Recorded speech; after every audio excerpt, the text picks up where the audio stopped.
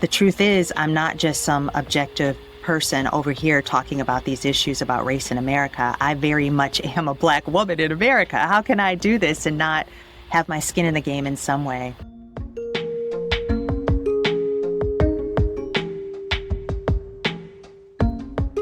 Welcome to the Neiman Storyboard podcast, where we dig into the craft of journalism and storytelling. I'm Mark Armstrong, editor of Neiman Storyboard. This show is brought to you by the Neiman Foundation for Journalism at Harvard. You can get updates by signing up for our newsletter. Just go to neimanstoryboard.org to sign up. Today, I'm excited to welcome back Storyboard contributor Christina M. Tapper. Hi, Christina. Hey, Mark. What's going on? Well, it is great to have you back, as always. And you have a wonderful conversation this week. Can you tell us about our guest? Sure. Thanks for having me again. And this week, I had the privilege of chatting with Tonya Mosley, an award-winning journalist and co-host of NPR's Fresh Air. She previously co-hosted NPR's Here and Now. Tonya has interviewed a wide range of people, entertainers, politicians, newsmakers, artists, authors, you name it. Tonya also guided listeners through some of the most consequential events of our time, from special NPR coverage of Donald Trump's first presidency and the pandemic to the racial reckoning of 2021 and live coverage of the January 6th insurrection as it was happening. And before her national radio work, Tonya served as a television correspondent for various outlets, including Al Jazeera America. She's also the founder of TMI Productions, which created the award-winning series Truth Be Told, and she has a name. Well, I love this conversation for many reasons. One is she's just like the breadth of experience that she talks about, from her time at NPR over the years to Fresh Air to the podcasts that she's produced and hosted. What struck you about her experience on the NPR and Fresh Air side of things? I would say she kept going back to the fact that her early days as a television reporter, like getting those reporting chops and those interviewing chops, they really paved the way for her to sit in the co-host chair for Fresh Air and for her to even do live coverage. It was interesting to hear her say that she does some of her best work during live coverage. That she's totally on and in the moment and in the zone when she is in kind of those moments where she has to be live.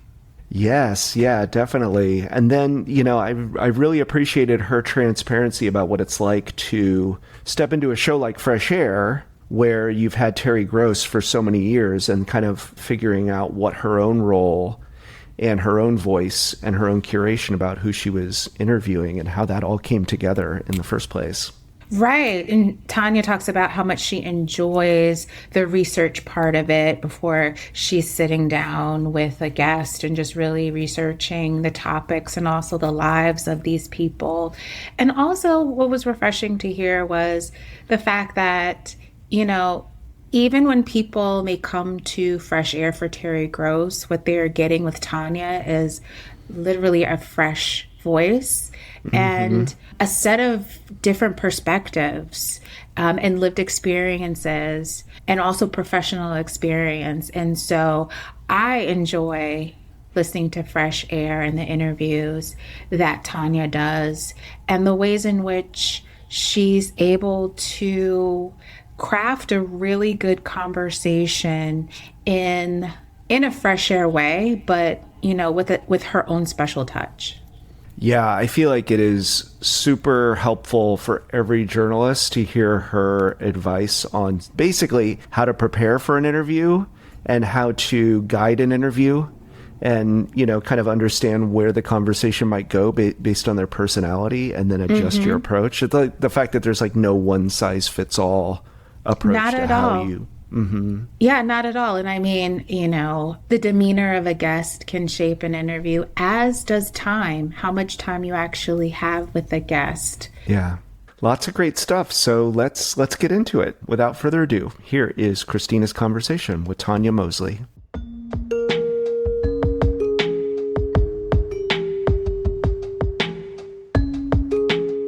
Thanks so much for joining me on the Neiman Storyboard podcast, Tonya.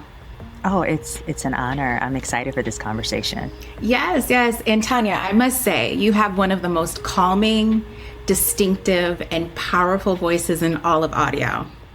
Wow. Oh my gosh. What a compliment. Thank you. You are so welcome.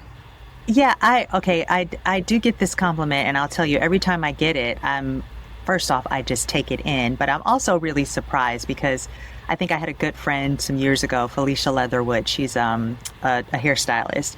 She said, you know, the thing about you, Tonya, is the calmer you are, I think the more crazy you are in the inside. And it's true. Like if you hear me just with dulcet voices, you know, that tone, that means that inside I'm probably like screaming, you know? No. But what I was going to say is, again, the most calming and distinctive and powerful voices, and not just in tone, but also in your style of your questions and how you approach topics and stories. And that's true whether you are interviewing a nutrition policy expert about food waste, or a legendary musician about their career, or even when you're developing your own narrative projects. So tell me, how did you develop your voice? You know, well, first off, like the tone of my voice, of course, is just my voice. It was given to me. But you know what is really crazy about that is, you know how it is in families, the thing that other people really love about you out in the world, it wasn't a thing that I heard or felt in my family, only because I talked too much as a kid. And it was just me and my mom growing up. And she says it with total love, but I just wouldn't shut up. And so I always thought of my voice as sort of a problem, you know, because I was just always talking. But in the larger sense, how did I find my voice? I think it really just came from being a reporter, being out in the field and talking and listening to other people.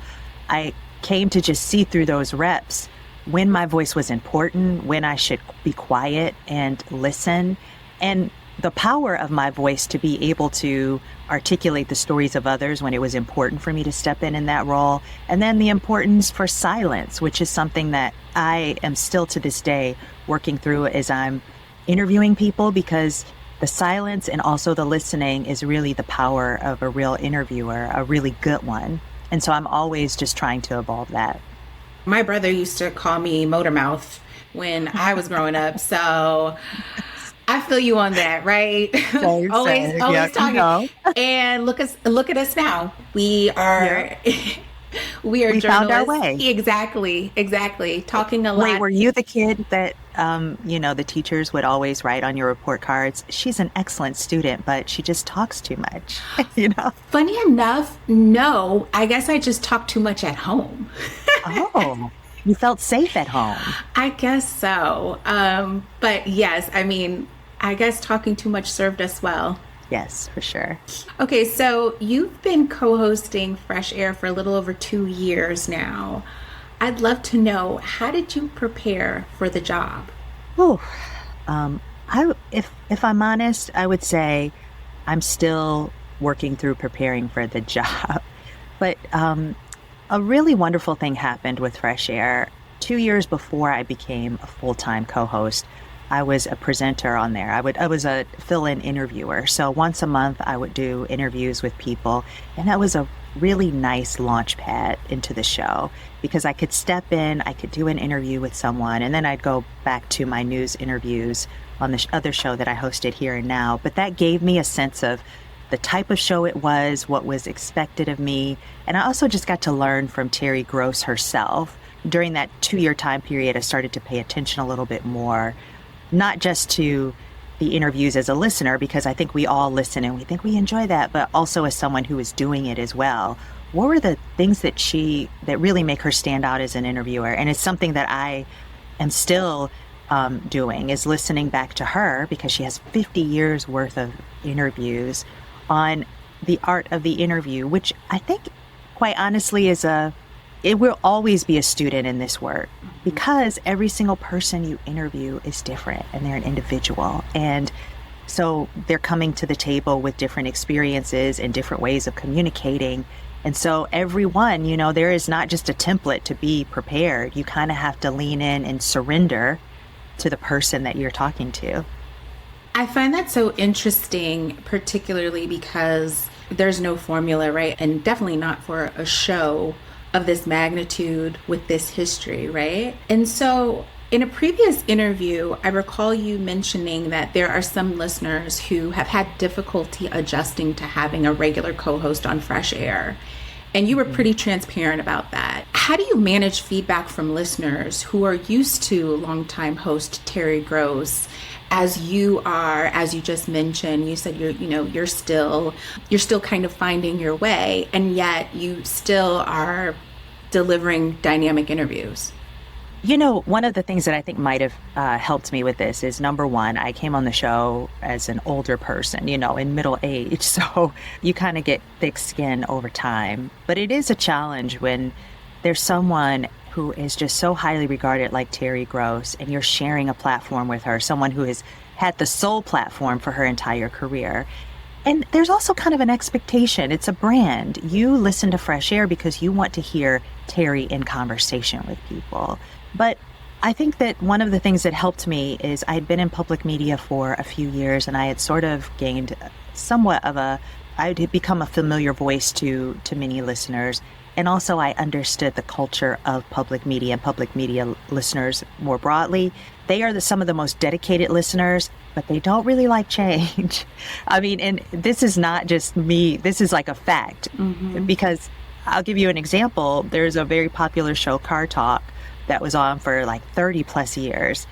And there's only in the last few years has that show gone off the air. There's still stations who air that show, even though one of the hosts had passed away. And that's because the audience wants the show. They want that familiarity, that comfort of turning on the radio dial or listening to a podcast, and it's their familiar voices that they have known for decades. I say I have a thick skin, but it's still something that I work through. But I also have to understand that people have their own tastes. And something really interesting has happened to me. I was in Sheboygan, Wisconsin for a live show with Tim Robbins, which was really a wonderful experience.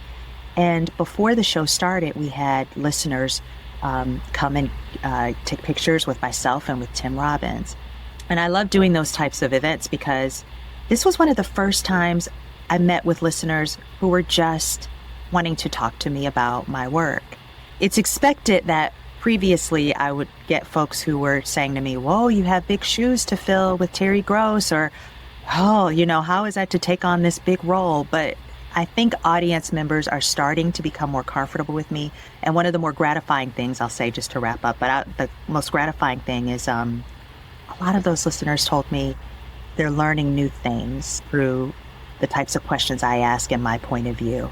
And it's implicit what they're saying, but what they're also saying is, you are a voice that's different. You're a Black woman who's of a certain age, and I'm learning to see the world through your eyes. And that's such a powerful thing because, we have the privilege of hearing other people do that for so long. The Terry Grosses of the world, the Howard Sterns, all of those people who have had this privileged space of guiding conversations. And so I'm just gratified by it. And now you are seeing IRL in real life that people are coming to the show for you. Yes. And also there was something I read. I just recently interviewed George Clooney, and to prepare for that, I read, everything I could and listened to interviews from even a few decades ago. And he was talking about when he first became a movie star, or just like really people started to know him when he was on ER, he would call his father to complain about the things that some of the press would say about him, or some of the viewers would write in. And his father was saying, this is a free country, and part of freedom of press and free speech is that people have the right to not like stuff too. You have to accept that. That is what makes us who we are. And so I have to think about that as a journalist. I want people to feel free to say what they want and say what they think. It's what we say we respect. And so if you don't like me, I mean, hey, that's just how it is, Right. All right. Well, that's some of that thick skin there, Tonya. Yeah. So let's get into the specifics of interviewing. Earlier this year, you interviewed comedian Roy Wood Jr. on Fresh Air, who was so impressed by your research and questions that he said this about you, quote, "I can tell you went deep. You didn't just go through the first 2 pages of the Google results on me. You went deep, about 70 pages in on some of these questions. And of course, he says it in like his humorous Roy Wood Jr. kind of way. But it really spoke to the fact that your subject was impressed by the research and the questions that you had. So Tonya, once you learn a guest is confirmed, what's your research and question writing process like? Well, I want to say the research process is my favorite part, quite honestly. I think the interview itself is sort of the dessert at the end, the icing on the cake. But like if you're a baker, you love the process of baking. It's everything that goes into it. And then here's the final product. And I've always been that way. I would say that I had the dream that if I wasn't going to be a journalist, I would be a researcher of some kind, because I just like digging. I'm just insatiably curious. I like finding out little details about people. When the internet first became a thing, I'm really that old that I remember when the internet then became a thing. I was a freshman in college. And one of the first things I did was like I had a whole list of things. I had it on paper that I wanted to go on and like these websites to find. And I would go to Revlon.com and I tried to type in Oprah.com and all those things because I just wanted to know information. So it's so fun to do the research with folks. I have a wonderful team at Fresh Air who puts together a research document, and it's all the things that they can find out about the person, and they break it up. You know, here's television work, here's audio work, here's what's been written about them, here's the past and the present. And I read all that, but then the fun thing to do after that is to find the things that weren't in the research document.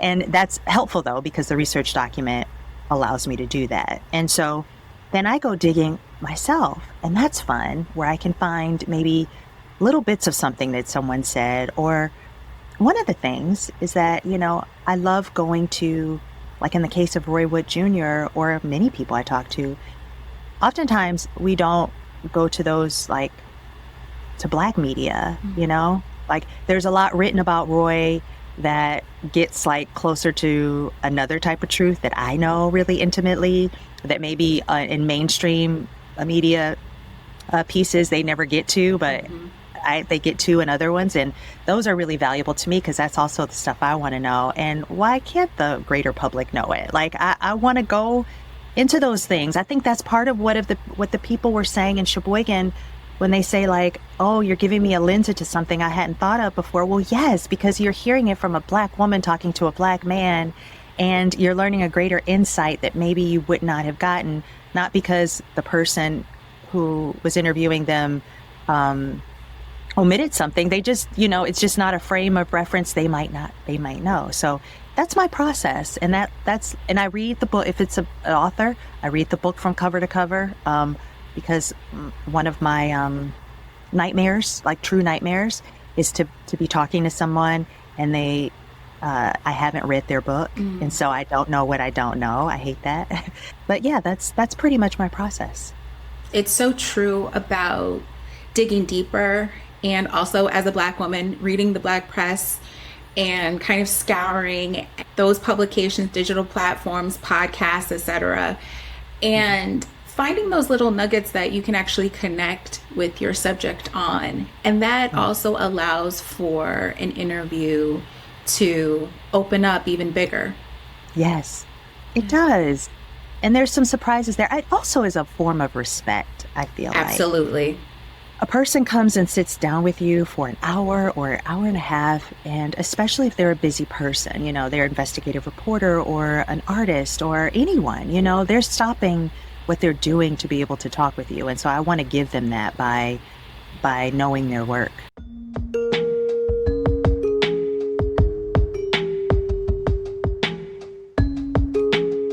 What's your approach to guests who may come off as guarded or quiet or reserved? You know, I look at it a couple of ways. I think that my reporting experience was such a great teacher. It was like school because it allowed me to understand human behavior a little bit more. And I am the type, for better or for worse, the people who come on my show in particular, unless it's a politician, if it's truth to power, you know, if our lives are at stake with the person, their role in our society is important enough that they need to give us answers. You know, I'm going to put that journalist hat on and push, even if they're guarded. But if I have someone who is guarded and they're a celebrity, they're an actor, for instance, I have experienced this. I try to assess in the moment, and sometimes it's really hard, but is this person naturally that way? I've tried to, have they been that way in all of the other interviews that I've listened to or read or watched? Sometimes they are. And so then I know when I'm going into it that there's only so far that they're going to go with me. And I kind of respect that. I try to go as far as I can, but I understand that some people just wear masks when they are in the public eye. And if they are not there to, our lives are not at stake with what they have to say or do for us, I don't feel like it's important for me to push. I will say to you, I want to say, like, the person who has really made me think deeply about this is someone that I wish I would have been able to interview but never had the chance, but that's Aretha Franklin. I feel like in her interviews, it's very clear that there's only so far she is going to go with the interviewer, and she had been that way ever since the very beginning. I believe a person has the right to have a personal life and not have the dirty details of their entire lives out. They give us a gift through their art, and we should go as far as we can go. It's not a one-for-one with every single person I interview, but that's kind of how I assess it. I'm thinking about Aretha now, and especially because she's from Detroit, you're from Detroit. Yeah. But yeah, you're right. I mean, Aretha knew how to, I'm not going to say control an interview, but definitely how to shape it in a way where she's going to show you what her boundaries are. Exactly. Yes. And it's entertaining. That in itself is information. I mean, you're learning a lot about the artists that you listen to, right? Yes. You're learning that she only wants to share what she wants to share. I don't know. That's sort of powerful too, you know? Definitely. And given that guests may have schedule constraints, how do you decide in the moment whether to linger on a topic and ask follow-up questions or move on to the next set of questions so that you can cover more ground? Oh, Christina, this is the bane of my existence. Every single interview is a juggle, and there are lots of times where I leave an interview and I spiral because I just hadn't had a chance to get to all of the places I wanted to go to. I mean, I had that experience just happen a few hours ago. As I mentioned, I interviewed George Clooney, and I had a whole bunch of places I wanted to go. But when I realized we only had 10 minutes left, I had to make the calculated choice. And I decided we needed to find a place to end, and that I hadn't found that place. So we hadn't gotten there yet because I had so many places else to go before we got to the end that I envisioned in my mind. So luckily, George said something that actually did bring me to that end. That was sort of a mix of where I had sort of structured where I might end and something new that was even better than what I could imagined and what, So, but, there's a lot of stuff sometimes that's left on the table. It's amazing that you could talk to someone for an hour and a half and they're still like, you didn't cover all the ground. And that's funny to me because as a reporter, I used to sometimes just have like 10 minutes with somebody or 5 minutes, Yes. Okay, so after an interview, when you feel yourself spiraling, how do you calm yourself and tell yourself, Tonya, you did the best you could with what you had?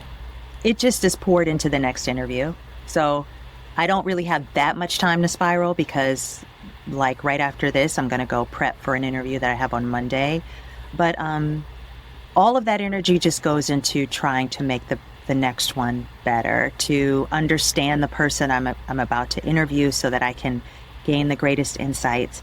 And, one thing that I have learned about myself, and this will only get better in time, and I have this luxury in hosting this show, is that I often love to do all that research a lot earlier. Like, I hate doing it the day before. I want to do it at least 4 or 5 days before, because then my natural curiosities come up, like the questions that are beyond the first, second, or third. Like, I can get to the heart of something if I just have all that info in my mind. And so I think to set myself up for success, it's something that I'm going to try. It's such a juggle when you're scheduling interviews with people in their lives. But ideally, it would just be great if I had a few days between each interview so that I could do that. Yes, time is definitely a gift. Yep. And I'm curious, do you have any tips on when the subject is just talking without end? How do you respectfully interject to ask the next question or perhaps get the interview back on track?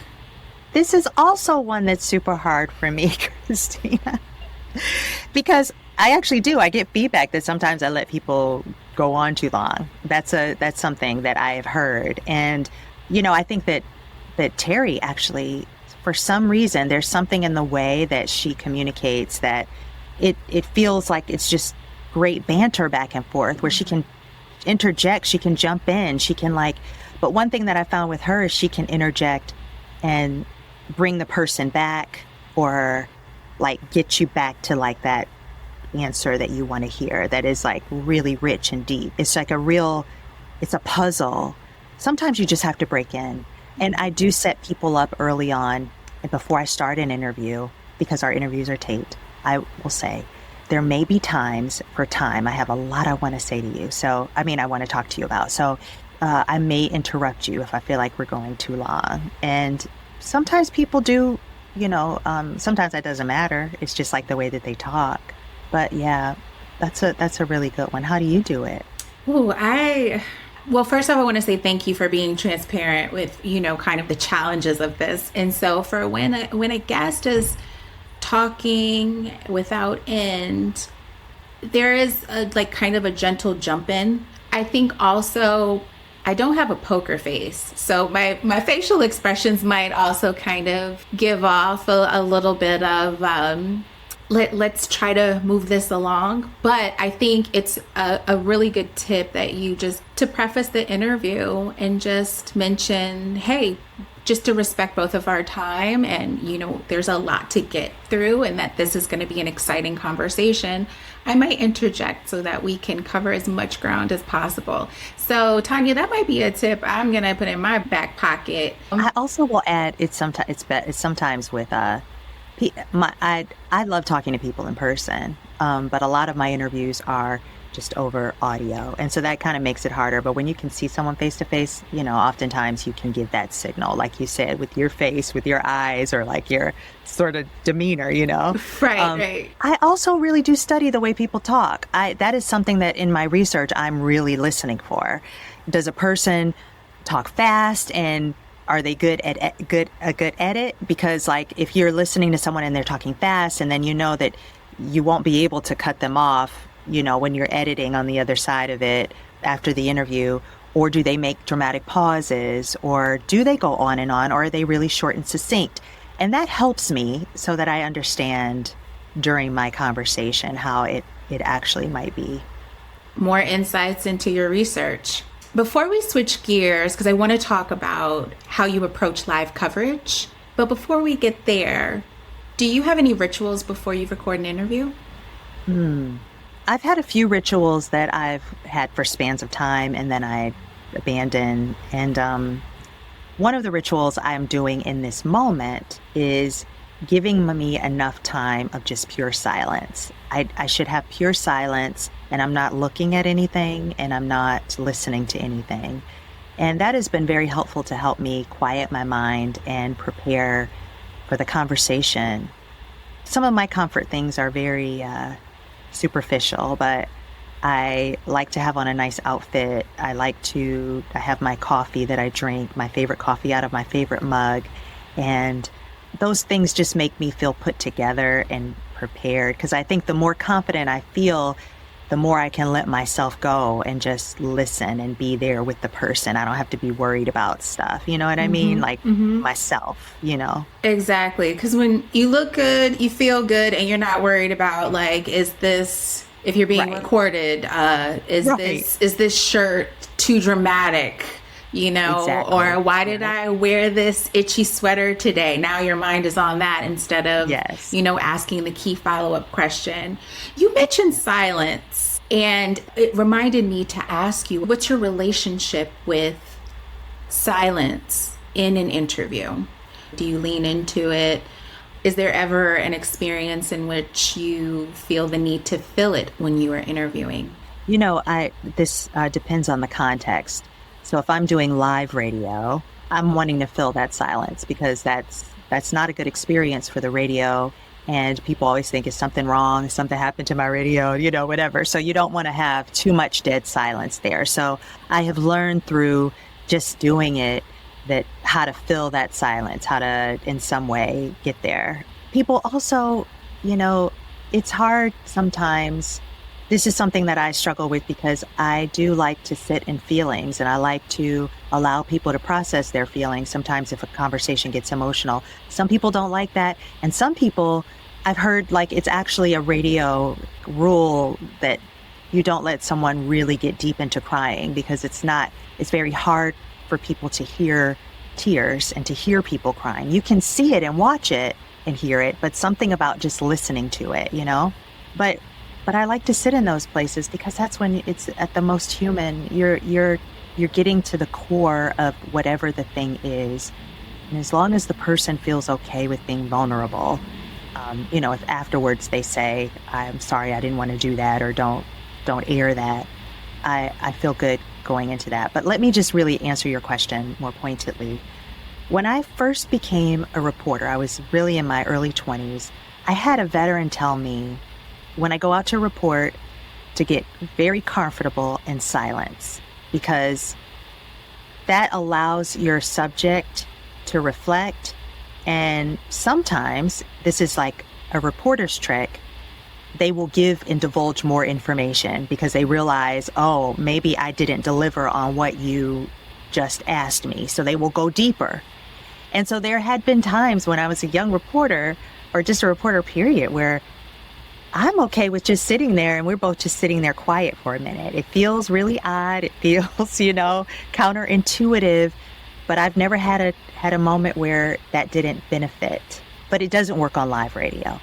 And speaking of live radio, on January 6, 2021, you hosted live coverage of the insurrection as it was happening for NPR. You have also guided listeners through live coverage of Donald Trump's impeachment hearings and the funeral of Congressman John Lewis.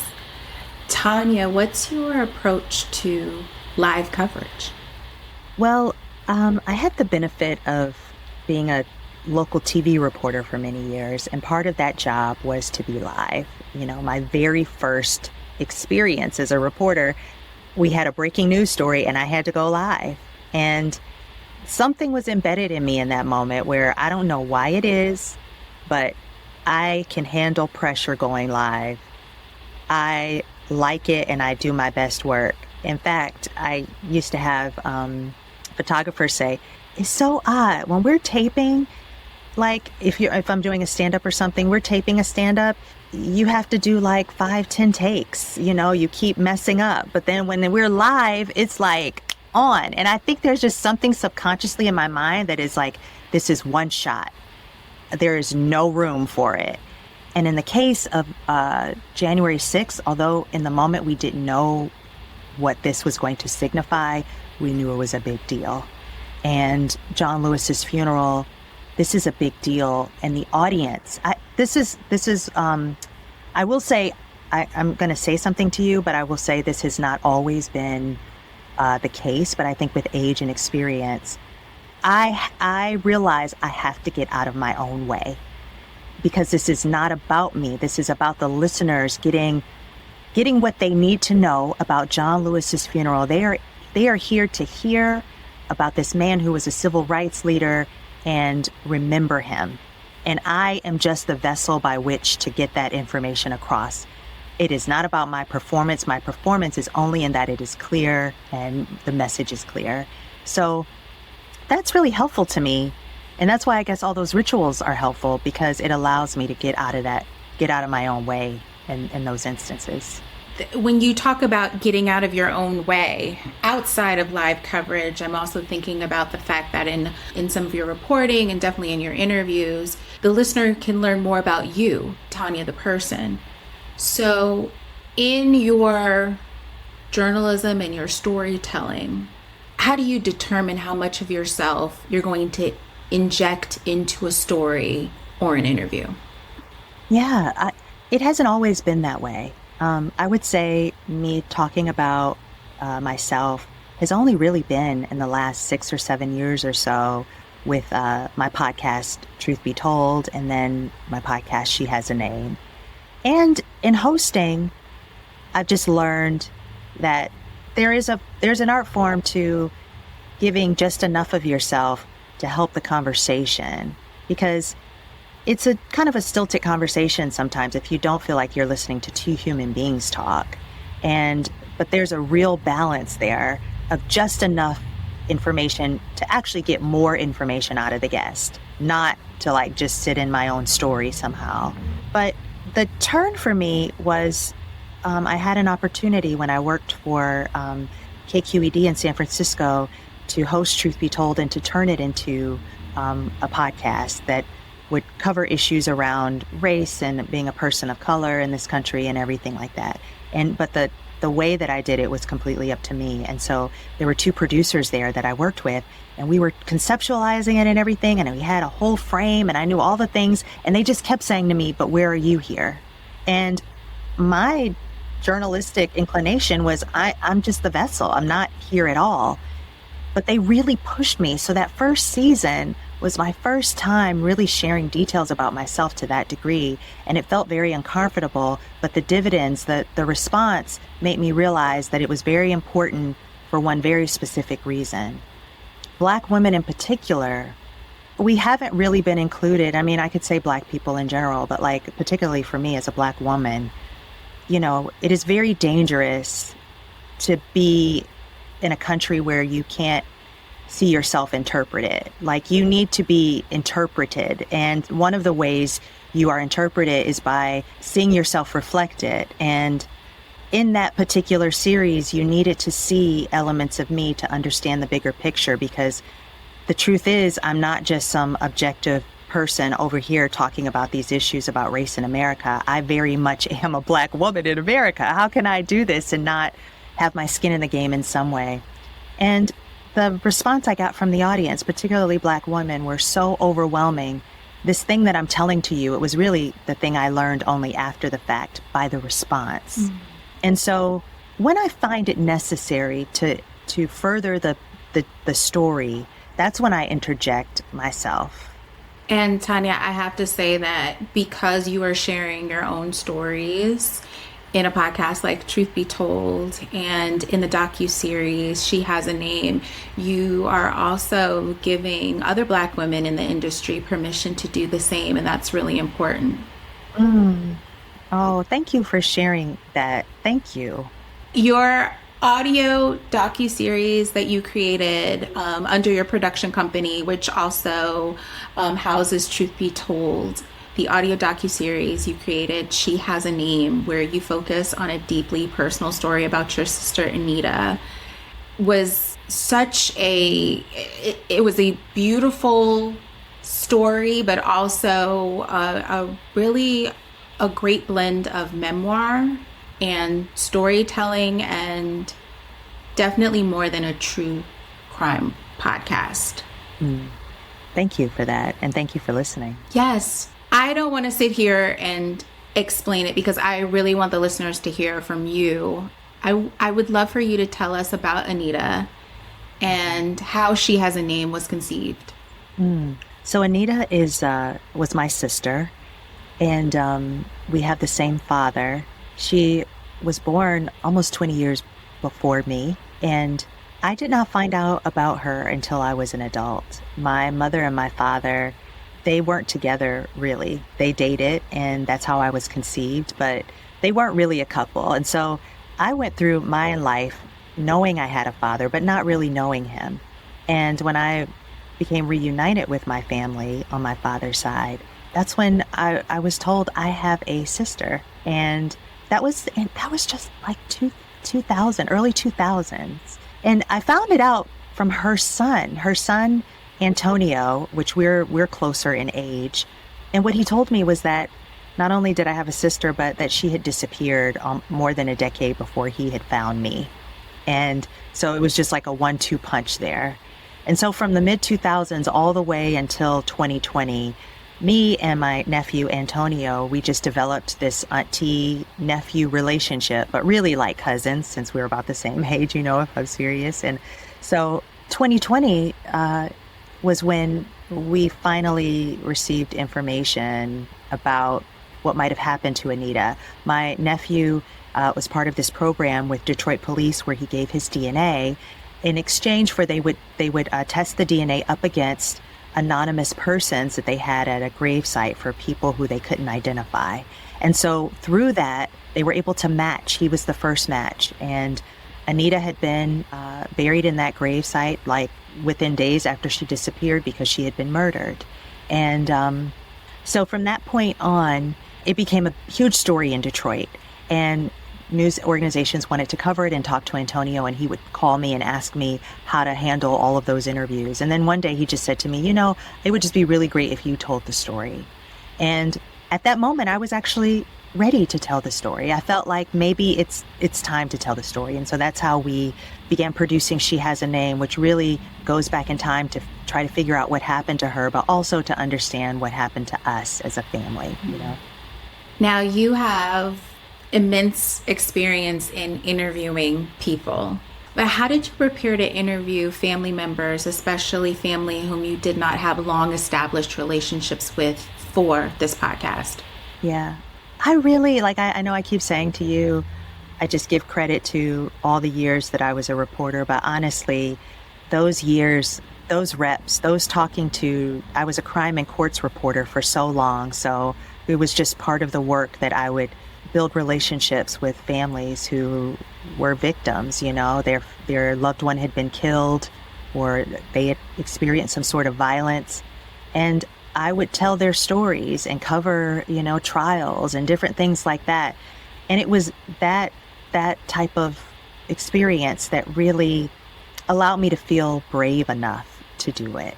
Because, wow, people had been brave. I realized putting myself in the situation, how brave and how trusting it was for those people to trust me, a stranger, to come into their home and sit with them on their worst day and tell me the most vulnerable details about their lives. Every time I think about that and I really sit with it, it's just tremendous, right? So that gave me kind of the fortitude to have these conversations with my family. And throughout the entire process, even with my nephew Antonio, who really was hand in hand with me in producing this podcast, I would check in with him all the time. And I would say, how are you feeling about this? If you don't want to continue, you don't have to. And it was him that really wanted it to happen. And so I also gained strength from him because really, anytime I think about my sister, I'll tell you, even to this day, the emotion I feel about it is for Antonio. Because he was such a young child when his mother disappeared. And he spent all those years searching for her. And then he trusted me to be able to help him. And so, yeah, those were the building blocks that gave me the strength and the fortitude to do that. Mm-hmm.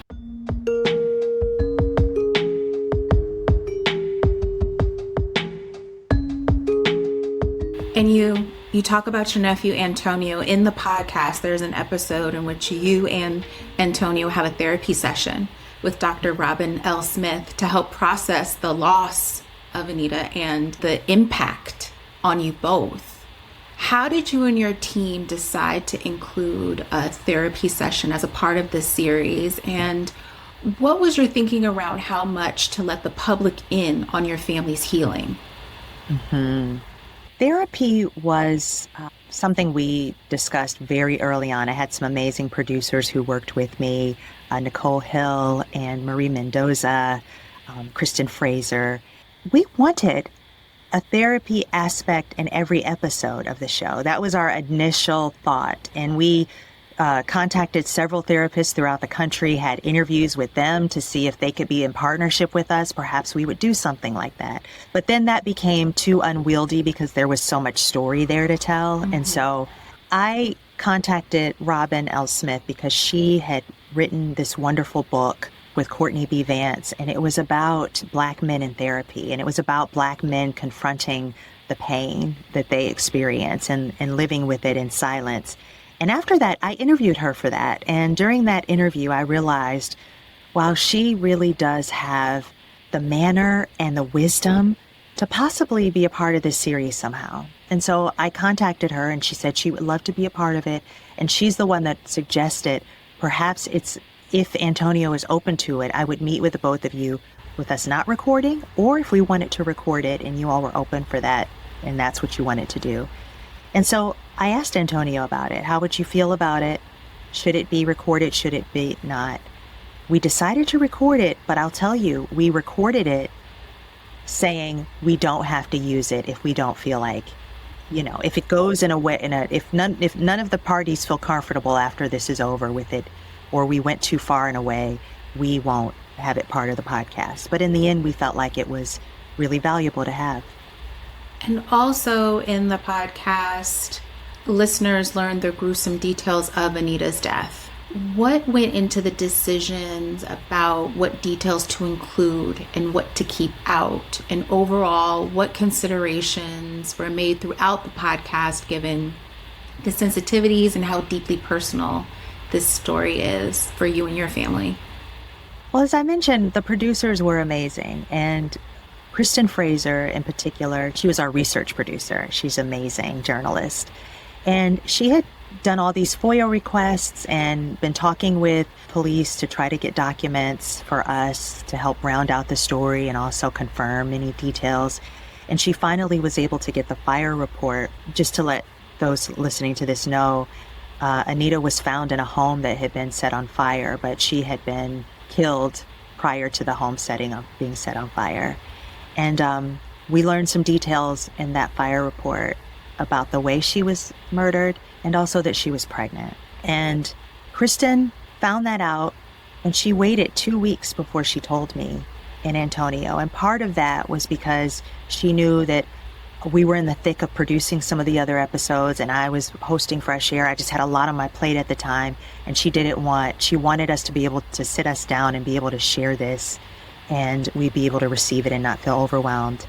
And when I shared it with Antonio finally, I was the one to do that one-on-one with him.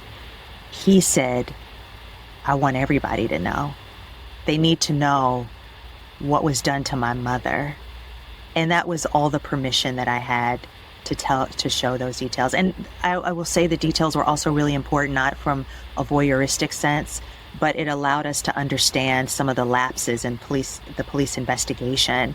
Because when Anita went missing, there was a news article that went out about it, but it stated that she was a teenager and it stated that she was pregnant. And because of her small stature, the family, she wasn't a teenager and they didn't know her to be pregnant. And so they didn't put those two and two together, that body found was Anita's.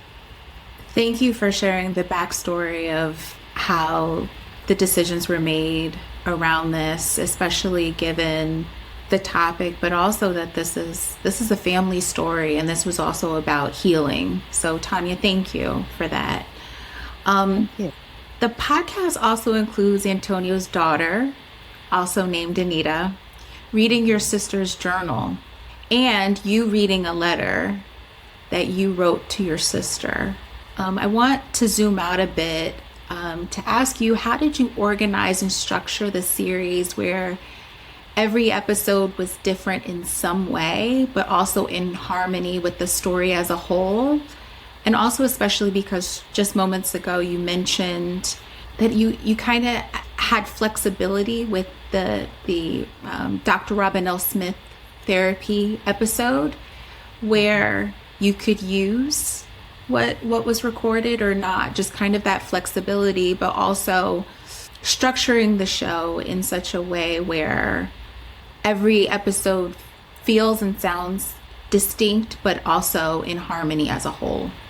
Mm-hmm. It was a puzzle that I I still am not sure. I haven't gone back to listen to it in a while. I probably would listen to it today and find ways that we could have gone even deeper with a different structure. But in the moment, we play it with a lot of different ways to tell the story. And Anita's diary in particular, Antonio gave me her journal, her diary, and we read through it together. I had it for quite a while. We thought about whether or not, like someone's personal writings, how much of a right you have to share. But after we learned the full details of what happened to her and gained understanding on who she was writing about in her journal, potentially, we started to see that there were pieces of the puzzle that might be important for police to know as part of their investigation. And with that in mind, we knew that the more detail was put out there, the better. And Anita's journal offered us a chance to do that. But also her words, it was after learning about her through Antonio and other people who loved her, but learning about her in a sense where she's gone and you can't really hear her voice truly, I thought it might be really powerful to hear her granddaughter read her own words so that you could get a sense of just how much she loved being in love, how much she cared about the things that a 20-something-year-old woman would care about at that time, and how much she loved Antonio, because in the journal she does write about that. And I think it was important for Antonio to know that the world knew that, because if you put yourself in Antonio's shoes, he grew up at a pivotal point in his life without his mother, and it was a huge loss for him, but also a shame, because he also never knew what happened to her and he couldn't explain it.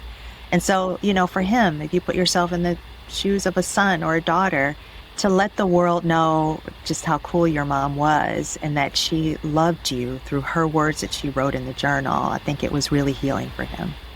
And I will say this 10-part audio docuseries, it definitely gave a solid balance in humanizing Anita and also discussing her struggles.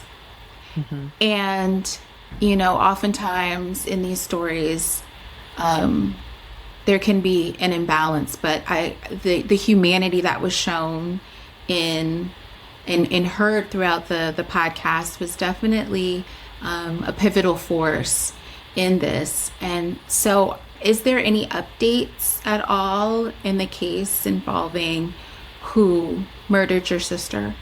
Two things I want to say here, because I think what you said before your question was really powerful. I just want to say something about that. My entire career, I wanted to show the complexities of human beings, but in particular us. I grew up in Detroit loving media so much and being kind of obsessed with it.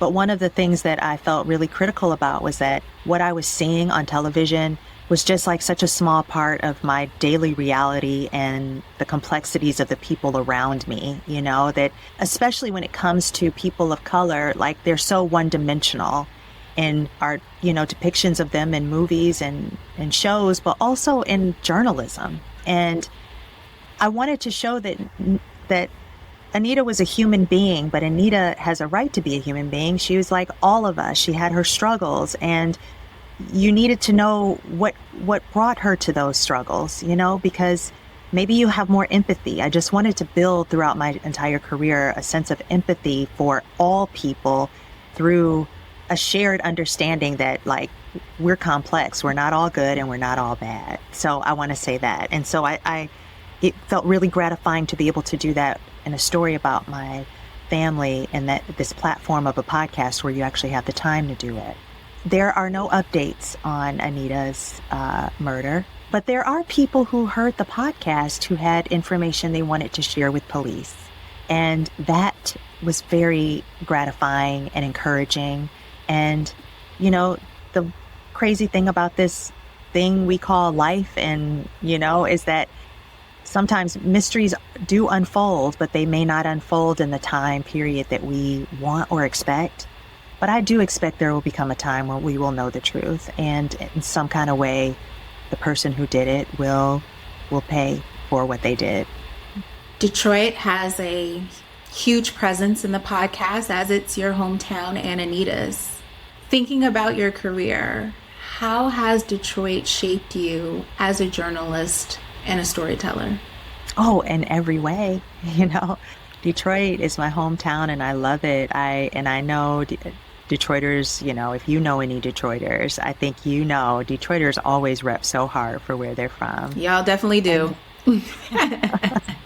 And I think it's because there's a grittiness there. There's all major cities are like, it's part of the Great Migration. Like, people moved everywhere, but there's a sort of grit in the Midwest and in Detroit where they built this middle class existence there through the automotive company, and then things fell apart, and we just know what great could be, and I think that builds a certain sort of armor on a person. But one of the things that's been beautiful about my career is that after I graduated college, I really never lived in the city.